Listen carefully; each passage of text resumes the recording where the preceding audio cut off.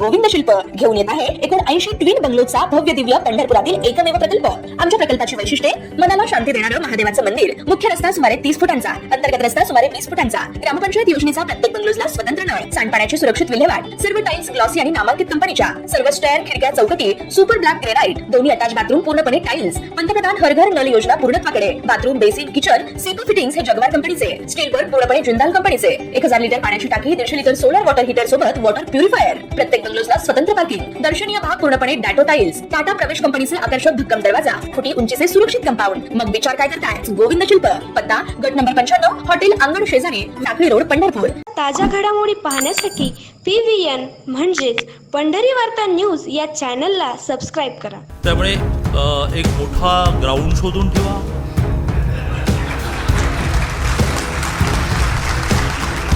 आता तुम्ही सांगता की 57,000 मतं जास्त मिळाली, ते प्रत्येकाला आनंद होईल ना। मत का देतो माणूस? त्याला प्रेम असतं मत, पक्षाबद्दल प्रेम, चिन्हाबद्दल प्रेम, देवेंजीबद्दल प्रेम, मोदीबद्दल प्रेम, राजाभाऊबद्दल प्रेम। मग त्याला राजाभाऊ आमदार झाला की आवडेल की नाही आवडेल, आणि सगळा खर्च राजाभाऊ मी करणार, म्हणजे लोक येणार ना त्यांचं जेवण खाणं। सोलापूर स्थानिक स्वराज्य संस्था मतदारसंघाच्या विधान परिषद निवडणुकीसाठी भारतीय जनता पक्षाकडून कुणाला उमेदवारी मिळणार याची उत्सुकता आजही कायम आहे। बार्शीचे माजी आमदार राजेंद्र राऊत आणि विधान परिषदेचे माजी आमदार प्रशांत परिचारक ही दोन नावे आजही प्रबळ दावेदार म्हणून चर्चेत असली तरी शनिवारी दुपारपासून सोशल मीडियावर परिचारक समर्थकांनी परिचारक यांच्या अभिनंदनाच्या पोस्ट करण्यास सुरुवात केल्यानंतर पंढरपूर मंगळवेढा तालुक्यातील परिचारक समर्थकांचा उत्साह वाढला आहे। सोमवारी प्रशांत परिचारक हे आपला उमेदवारी अर्ज दाखल करतील अशी चर्चाही होऊ लागली होती। मात्र सायंकाळपर्यंत आणखीन एक बातमी आली। भाजपकडून अद्याप अधिकृत घोषणा करण्यात आलेली नसली तरी बार्शीचे माजी आमदार राजेंद्र राऊत यांनी शनिवारी 4 उमेदवारी अर्ज घेतल्याने भाजपकडून राजेंद्र राऊत यांनाच उमेदवारी दिली जाणार अशी जोरदार चर्चा सुरू झाली आहे। नुकत्याच पार पडलेल्या नगरपालिका व जिल्हा परिषद पंचायत समिती निवडणुकीत राजेंद्र राऊत यांच्या नेतृत्वाखाली बार्शी शहर तालुक्यात भाजपने मोठे यश संपादन केले होते।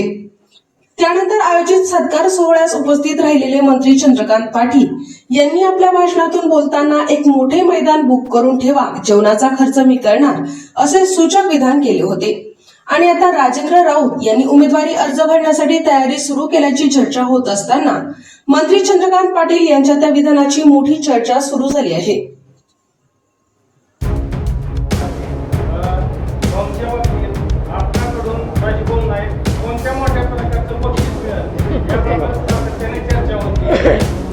मला असं वाटतं की या निवडणुकीचा जो निकाल आहे तो एक प्रकारे जनतेने मागच्या काळात जी चूक केली त्याची जाणीव हो, एक मोठा आशीर्वाद हा राजाभाऊंना जनतेने पुन्हा दिलेला आहे। किंबहुना सातत्याने वर्षानुवर्ष जनतेची सेवा करणारे, जनतेकरता संघर्ष करणारे राजाभाऊ आहेत। त्यामुळे मी एवढंच सांगेन की त्यांना अजून भरपूर राजकीय आयुष्य आहे, अनेक पदं त्याच्यामध्ये मिळतील आणि निश्चितपणे त्यांच्यासारख्या नेत्याची भारतीय जनता पार्टीत कदरच होती।